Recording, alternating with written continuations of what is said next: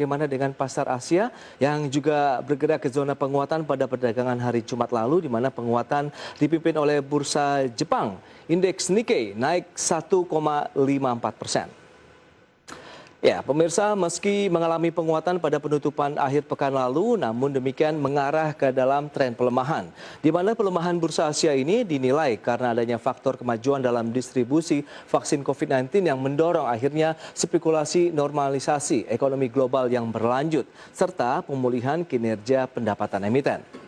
Ya, ekspektasi dari stimulus fiskal di China dalam jumlah besar oleh pemerintahan Biden ini juga mendukung adanya terkait dengan sentimen risiko investasi.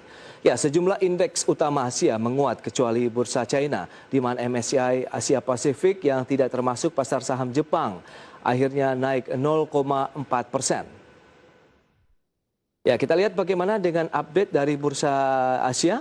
Indeks Nikkei di Jepang pagi ini dibuka menguat pemirsa 1,72% di level 29.274. Kemudian Kospi Korea Selatan pagi ini dibuka turun 1,08% di level 3.086. Sementara Hang Seng Hong Kong pada penutupan Jumat pekan lalu masih dalam posisi naik 0,6%, 29.288. Kemudian Straits Times Singapura juga turun 0,05% di level 2.907.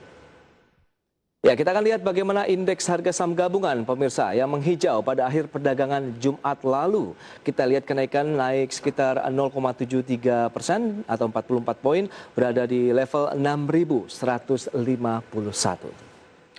Dan kita akan cermati bagaimana pergerakan indeks harga saham gabungan dalam sepekan terakhir, di mana IHSG juga melonjak sekitar 4,94%. Namun demikian nampaknya investor asing masih melanjutkan aksi jual di pasar reguler sekitar 417 miliar rupiah. Ya, data selengkapnya bisa Anda saksikan di layar televisi Anda, pergerakan secara mingguan ya untuk pergerakan indeks harga saham gabungan seperti yang bisa Anda saksikan.